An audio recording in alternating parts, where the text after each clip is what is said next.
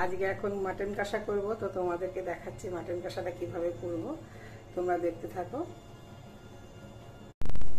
এখানে আলু কেটে রেখেছি, এখানে পেঁয়াজ অনেকগুলো কুচি রেখেছি, রসুনও কুচি রেখেছি, আর এখানে পেঁয়াজ বাটা আছে, আর এটা ম্যারিনেট করে রেখে দিয়েছি।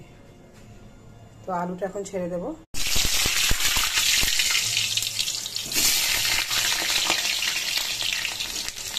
তোমরা দেখতে থাকো লাস্ট পর্যন্ত। দিয়ে দিলাম চিনি, দিয়ে দিলাম গরম মশলা ফোড়ন, দিলাম বেশ খানিকটা পেঁয়াজ। তোমরা দেখতে থাকো, তারপরে পরে ভিডিওতে আবার আসছি। দেবো কিছুটা রসুন কুচি,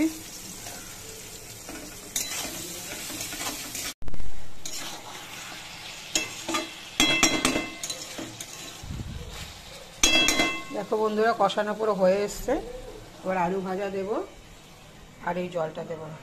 কষানো মোটামুটি হয়ে এসছে, আমি ঢাকা দিয়ে দিই, কমে কমে কষাচ্ছি। দেখো মাংসটা আমার হয়ে গেছে, অলমোস্ট ডান। আমি পুরো কড়াইতে করেছি, কেন পেঁপে কুড়িয়ে আমি মেখে রেখেছিলাম 1 ঘন্টা খানে।